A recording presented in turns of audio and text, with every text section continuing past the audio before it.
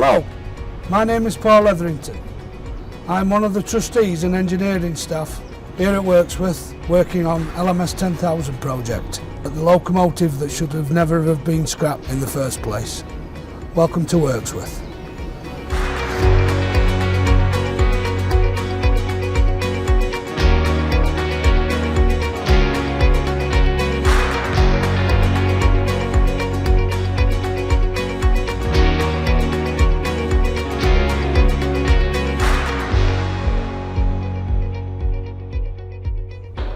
Here at our workshop in Worksworth, there has been lots of hours work made to make the place as safe and as usable as possible. We've increased our storage space with our excellent lockers to store electrical equipment in till such time as we can start to rebuild the cubicle as well as other items. Here we have the gear cases out of the XEM2 bogies currently being overhauled to standard on a bench that we have fabricated out of the leftover parts of a 56 cubicle. In the background you can see our lifting beam, which is certified and tested for 3 tons and is very useful for moving things safely around our workshop, as well as behind it our telehandler, which has been a magnificent tool in helping us strip down the 58.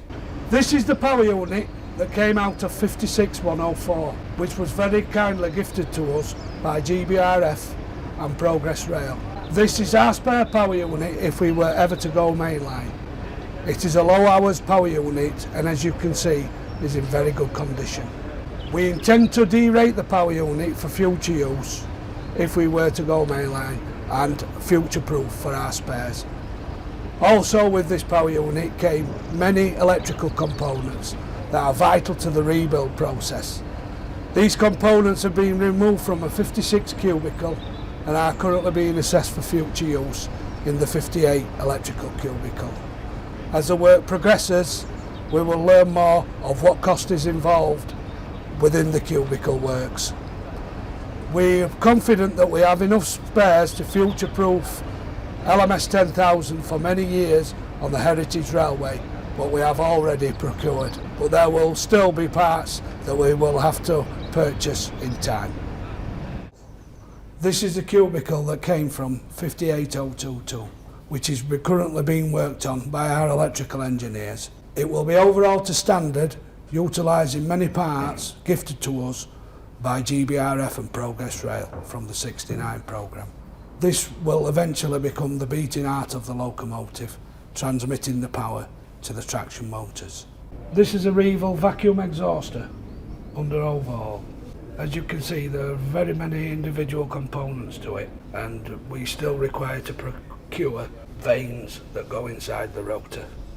This is the box for the transformer for the battery charging circuit that will be used on LMS 10,000. This is the battery charger unit itself. These are just some of the components expertly rebuilt by some of our volunteers. Here we have 2 XEM2 bogies, the underpinning part of this project. Both bogies have survived in this country as spare parts for the EM2 Locomotive Society, and these bogies were no longer required. These bogies are in pretty good condition considering their age, but will require a lot of expenditure to bring them up to the standards required to run on heritage railways. We are currently working on the bogies. Bogie 139 has currently had its traction motors removed and is under assessment by railway experts as well as ourselves. We've managed to strip the traction motors out of 139 using careful working procedures to ensure no breakages occur, nobody gets hurt and nothing gets damaged. And we've been 100% successful in our aims in doing so. The next few steps on Bogie 139 involves parts purchased from the Netherlands. These expensive parts have come to us thanks to the 1502 group in Holland, where we need to raise around £15,000 to purchase the parts and to pay for their repatriation to this country. The parts include 3 overhaul traction motors, ex-Tilburg works, a large quantity of bogie spares, unused, pins, bracketry, manganese liners to save but a few, and these will save us hundreds of thousands of pounds in the big scheme of things. With this we need your help to fund the project to return these parts to the UK imminently. This bogie is currently having its slack adjusters removed to assess their future suitability in service. The next steps will be to remove the springing, as all this has to be replaced. We will be purchasing new springs to the diagram for LMS 10,000. We will then have to remove each wheel set and overhaul each wheel set.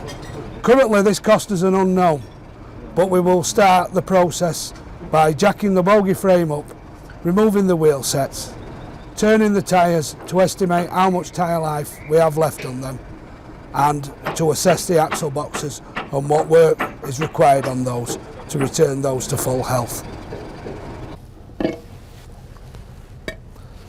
This is one of the axle boxes on an EM2 bogie. As can be seen, these are currently all being cleaned out of old grease and being inspected and cleaned prior to UAT exam. Once UAT exam has been undertaken, we will have a further understanding on how much finance is required to return these wheel sets to operable condition.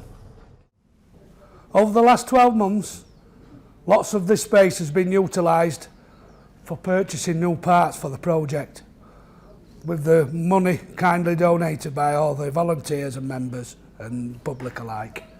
Here we have 3 Davies and Metcalfe compressors, X56 we purchased earlier on this year. We've got one that's fully overhauled, one that requires overhaul and one for spare. We're actively seeking more, but this gets us away for an air brake locomotive and an air brake system. Here we have behind me 3 traction motors that were removed out of bogie 139. These 3 traction motors will be sent away in due course for assessment for the works required to overhaul them to once again pull a train under LMS 10,000. This will be an expensive undertaking and only possible with the help of the donors and the membership and the volunteers alike. This is the chassis for LMS 10,000. This chassis came from 58022, which was carefully stripped down in Worksworth Yard last summertime. It was then lifted and placed inverted on the sturgeon wagon for works to commence. We are currently making this chassis a safe working environment for all our volunteers to take part in this monumental step towards recreating 10,000. If you ever wondered what a 58 looked like underneath, this is it.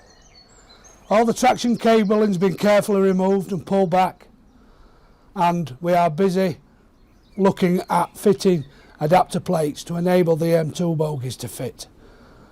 They will fit in this position here and be simple steel plate machined to fit on the existing bogie centre pivot and pick up its new position, which will be around here. Here is the centre of the locomotive. Here we will be fitting steel plates to recreate the aesthetic appearance of LMS 10,000 and to fit the battery boxes too. So it will recreate the aesthetical appearance of the original locomotive when it was in service. These are the traction motor blower ducts, which are very cleverly incorporated into the main frame of the chassis. These will be utilised again with the EM2 bogies. However, we will have to alter the orientation of where these ports sit to pick up the access points on the EM2 bogies and the EM2 traction motors.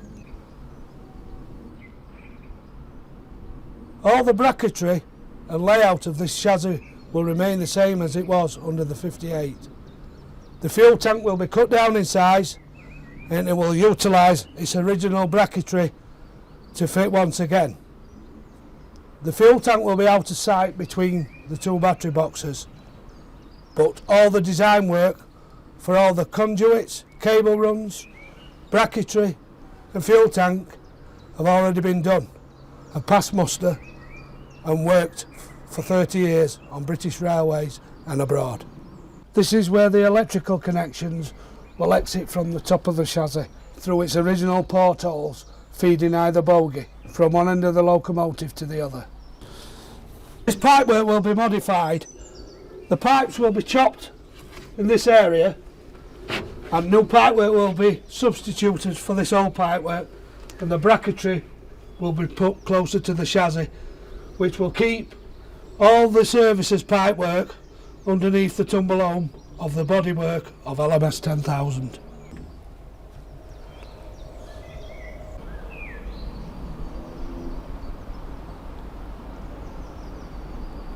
"2023 promises to be another year of steady progress within the Society. We have three key main aspects to concentrate on this year.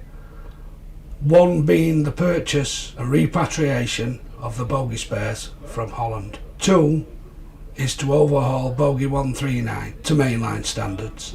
Three is to work on the chassis towards its adaptation and what's required for it to run on the mainline. The excellent progress made so far has only been possible with your help and the help of the volunteers and everybody involved with this project. I'd like to take this opportunity to thank everybody that's given any of their time, information or finance to assist us achieving our goals. If anyone has anything to give the Society in experience, knowledge or help, please feel free to get in touch to join us to recreate LMS 10,000. Thank you.